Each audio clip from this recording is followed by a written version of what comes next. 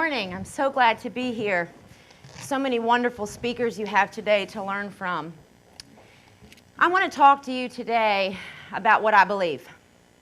I believe that we all have the power for absolute greatness. And I want our world to be a place where our children can reach that absolute greatness. In order to get to real greatness, we have some problems that we have to solve. And lucky for us, some of those problems actually have solutions. Let's start with obesity. Obesity is an epidemic, and I am very passionate about obesity. I'm most passionate about it because it's a preventable issue.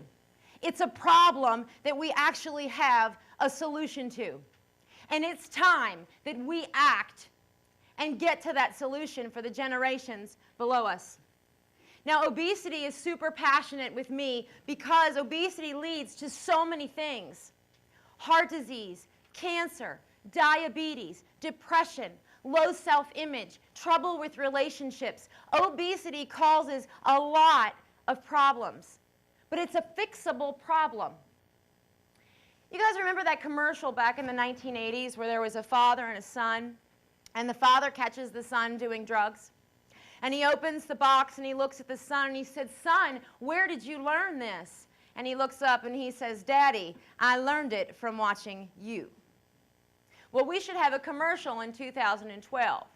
But instead of the box being drugs, it should have overeating, addiction to fast food, inactivity, spending too much time behind the screen of a computer, negative attitudes, negative thinking, expecting negative outcomes, and treating each other and ourselves in a negative way.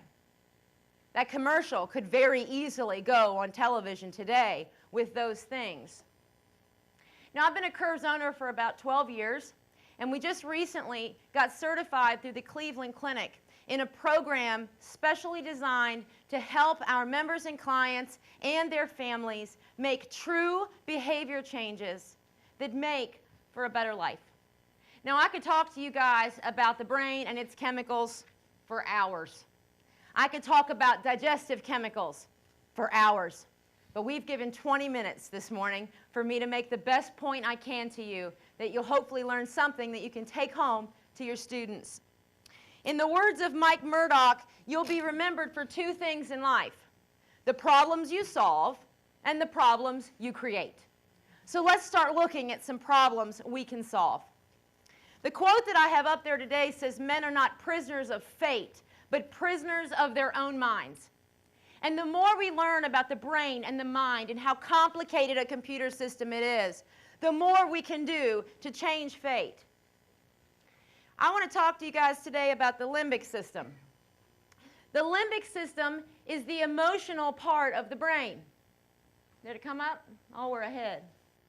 There we go, the emotional part of the brain. Now, there are four pieces that we're going to talk about today, some a little bit more than others. There are other pieces to the limbic system, but this is what I want to talk about: the hypothalamus, the amygdala, and hippocampus, and the thalamus. And we're going to go through each four really quickly because I don't have that much time to get into in depth, and I will go into some more than others, okay? The first one that we have is the thalamus. Thalamus functions include relaying sensory and motor signals to the cerebral cortex. It also regulates consciousness, sleep, and alertness. Next, we have the hypothalamus. The hypothalamus is awesome because it works to control emotions, thirst, hunger, sleep, and awake cycles. But the hypothalamus doesn't just respond to what happens internally with different chemicals in the body. It also responds to outside influences like light and smell. The hypothalamus is a pretty complicated part, great part of the limbic system to learn about. The amygdala functions include, it's involved in the processing of emotions such as fear, anger, and pleasure. It's responsible for determining what we remember and where those memories are stored in the brain. Amygdala is involved in the processing, important for learning and memories, especially in determining what short-term memories we actually keep. Now, this provides us the ability to navigate and figure out where we are and where we're going. Brain chemicals. There are several neurotransmitters that work with the limbic system that are super important. And if you take nothing else from this today, please pay attention to this part because we can make some major changes with this.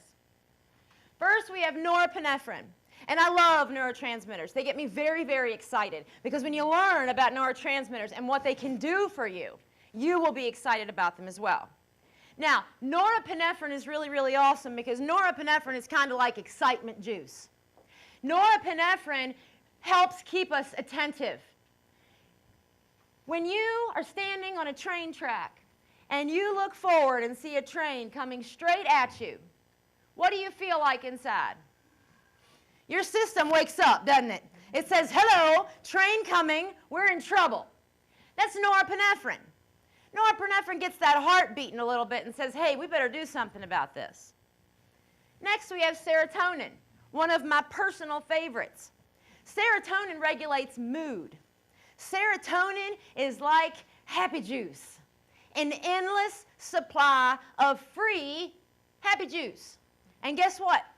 We don't use our happy juice near to the capacity that we could. Now, serotonin isn't just happy juice. It also works with other chemicals in the small intestine to send signals to our brain to tell us to stop eating. So when we're happy, those natural signals that say, hey, you're full, they come into play and say, hey, you're full. But when we're not happy, when we're not using our happy juice, the brain says, hey, I could use some more food. It might make me feel better. 3, endorphins, another wonderful neurotransmitter. Endorphins are released during exercise, excitement, eating, and lovemaking. Now, here's the thing about endorphins that I love so much. Endorphins are like opiates, like drugs people pay a lot of money to go on and feel good. And they're naturally within you. Endorphins are very, very powerful, and we need to use a whole lot more of them. Kind of like morphine and codeine without any side effects and without the dependence that comes along. It leads to feelings of euphoria. Endorphins are your friend, and you want to use them as often as you can. Last, dopamine. Dopamine is a very special neurotransmitter because dopamine controls our reward and pleasure systems. Here's the thing about dopamine. Dopamine says, hey, that was really rewarding. Not only do I want to have it again, I want to have more. Dopamine naturally says, hey, what I just got was good, but if you give me more, it'll be even better. And just keep giving it to me and keep giving it to me, and I'll feel more pleasure and more pleasure and more pleasure. Also helps regulate our emotions, and it's released with sight and smell. You ever walked out a building and smelled a restaurant as they were just starting lunch, and that smell comes across? As soon as you smell it, dopamine is alive, saying, hey, that greasy hamburger would be a very rewarding experience. Get some. Dopamine's very powerful. All right. Looking at dopamine, I want to break it down just a little bit besides food.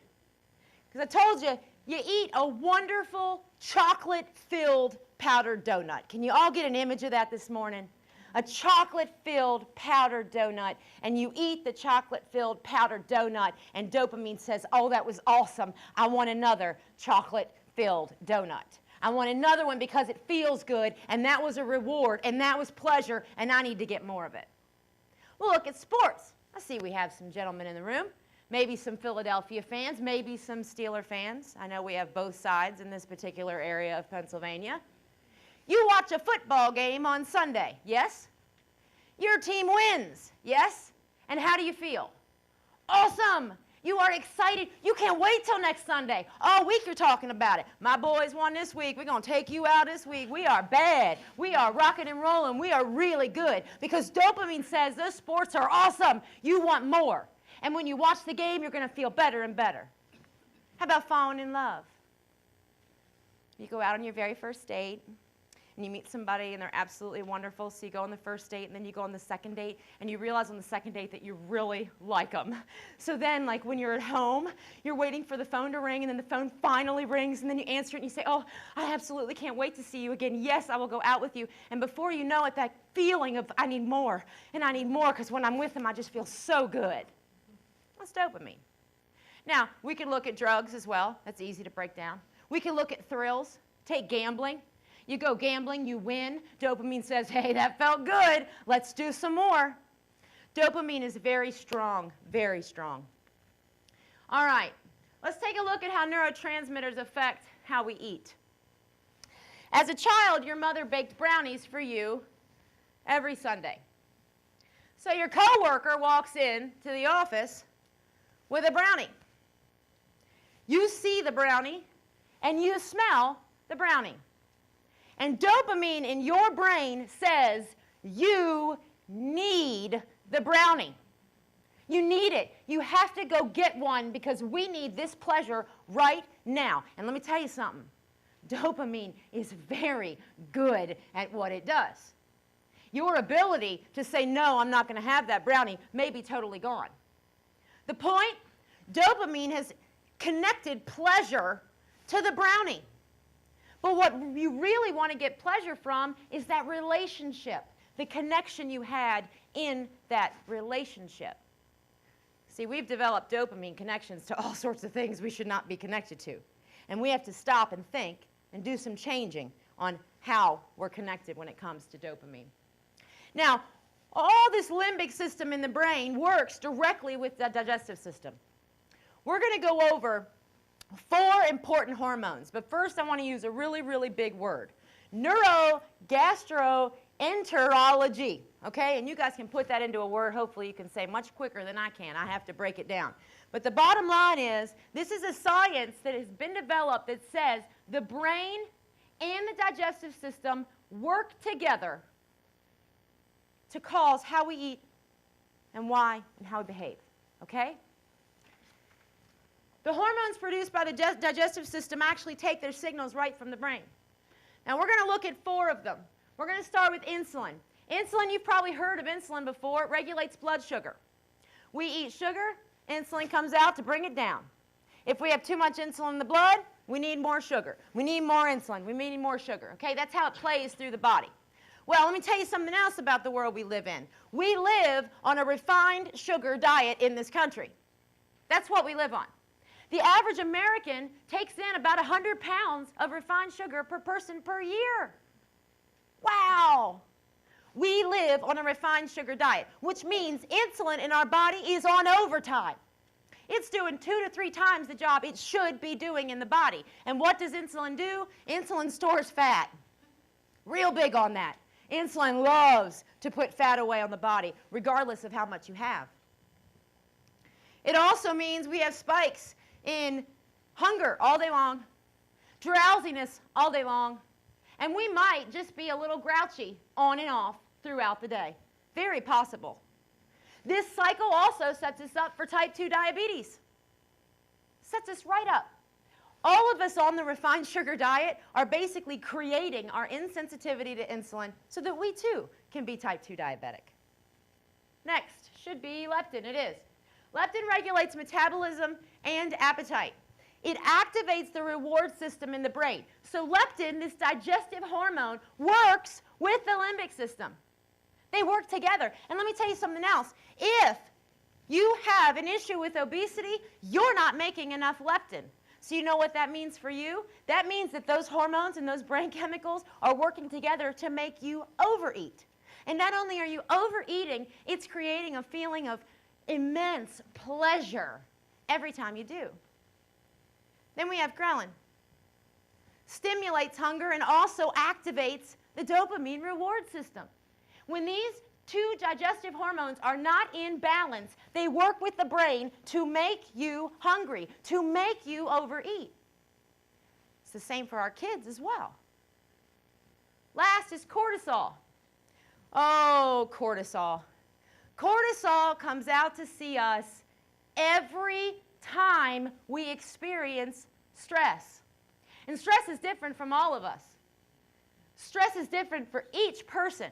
Maybe a desk job seems stressful to you, whereas a police officer would find that stressful for them. But all of us experience stress. And let me tell you something else. Your students experience stress. And the youth that we are teaching right now experiences way more stress than we experienced. They have a lot. Well, when cortisol comes out to play, ghrelin responds by stimulating hunger. So every time you experience stress, you have a hormone in your digestive system that comes out to make you hungry. And let's just go one step further as if we haven't done enough damage. Cortisol loves to store fat right here. Its preference is in the belly. So every time cortisol comes out to play and your body stores fat, it's going to happen right here in the circle of the body. Let's look at an example of how hormones can cause overeating. We're going to look at two. Becky skips breakfast.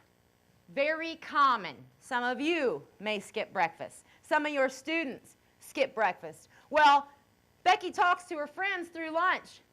The only thing Becky's able to eat are some carrots and a chocolate milk. And I go to lunch with my daughter quite often, and I assure you that 90% of what happens at the lunch table in a school cafeteria is talking. Lots and lots of talking. So she really doesn't get to eat much of her lunch. She eats a couple carrots, she drinks milk. And by the afternoon, she loses focus and she feels tired. When she gets off the bus, she comes in the house and says, I am starved. I'm starved. Well, dinner isn't for an hour. So she's going to snack on everything she can get her hands on if no one's paying attention. She might even drink soda. And let's just say her mom works till 5, so she's home by herself. She could eat everything there is. And her body is saying, you need to eat. Feed me, please do something. Because it's just absolutely out of whack inside. Becky will spend the rest of her night in this spiral. Well, let's think about little Joey. Little Joey eats 2 Pop-Tarts for breakfast with icing. Now, pretty normal, right? 2 Pop-Tarts with icing will cost you 74 grams of sugar for breakfast. That's a lot. That's about how much I'd like you all to have in a day. So little Joey starts off his day with 74 grams of sugar, like lots of kids do. And then he comes to school, and within about an hour of being at school, his internal system says, you are starved or you need to sleep, and now I'm going to make you grouchy and irritable. And the teacher's thinking to herself, I don't know what to do with this kid. My goodness, I don't know what to do. So then little Johnny gets to lunch. And he gets up to the lunch line, and he says, the lunch ladies look across, and the lunch ladies say, I'll never forget this the first time I saw it. The lunch lady said, would you like vegetables today? No. Would you like fruit today? No. So Johnny ends up with a little piece of pizza and a chocolate milk. Because in lots of schools, our kids get a choice whether they'd like to put the vegetables and the fruit on the plate or not. So little Johnny eats this little piece of pizza and he drinks his milk, and I guarantee you by the afternoon, little Johnny's got a behavior problem. Little Johnny's super grouchy. He needs food or he needs rest. He needs something because insulin is running through his body making him crazy. And guess what happens? He gets in trouble. So what do? We punish him from going out to recess. And he's going to have to sit instead. Then he rides home, still grouchy, still tired, still in need of food. And the rest of his day will spiral just as out of control. All because of how he started his day and how he fueled his body. Now, that's a lot of information. What do we do with all of it? Well, there are 3 things that we need to remember going forward to help our children because they're in trouble. They're in big trouble if we don't make some big changes. Number 1, our brain works directly with our digestive system. It works directly with the digestive system, and we are on a refined sugar diet, which means we are broken. Our digestive system and our brain are not communicating the way they are supposed to. And it's apparent. It's apparent in the foods that we eat and the addictions that all of us keep. We have to make a change so that the digestive system hormones and the brain chemicals can work together to create a healthy body. And let me tell you something else. When we create healthy bodies and we fuel the system correctly, you will have students eager to learn from you, ready to get that information and keep it and retain it. The second thing we have to do is get moving. Most Americans, most, wake up in the morning, sit down for breakfast, stand up, sit in the car, drive to work, stand up, sit at their desk all day, stand up, drive to the Olive Garden, stand up, eat lunch, stand up, ride back to work, stand up, sit for the rest of the afternoon, stand up, ride home, stand up, eat takeout, stand up, come home, and watch The Biggest Loser on the couch. We're teaching this to our children. We're setting this example for our kids. We have to change. We have to teach them to move. We need gym class every day. Every day we need gym class. We need lots of recess. This is super, super important because if we don't get moving, we're just going to get more and more sedentary. Video games, computers, they got to go. Put your kids outside and teach them how to play. I grew up playing rocks, sticks, worms, all that fun stuff outside. Send them out there. Number 3, we have to learn to use dopamine and serotonin the way it's supposed to be. We need to learn to get our happy juice moving. When we are happy, good things happen. We learn more. We feel better. Everything comes together when we use our happy juice. We have to help our students find joy. You can do that through thankfulness. You can do it through laughter. You can do it however you want. But I'm telling you, we got to bring joy back. The feeling of feeling good, we've lost it as a society, and we're teaching that to our youth. Another quote for you. What is around you will either feed your strengths or your weaknesses. Please go be a strength feeder. Go feed the strengths by teaching children how to feed their bodies better. Let him that would move the world first move himself. I hope you feel encouraged today to go do something small, just little changes. Remember, it only takes a spark to start a really big fire. Last quote. Setting an example is not the main means of influencing others. It is the only means. Be a good example. Reach out to your children and help them have the right connection between the brain and the digestive system.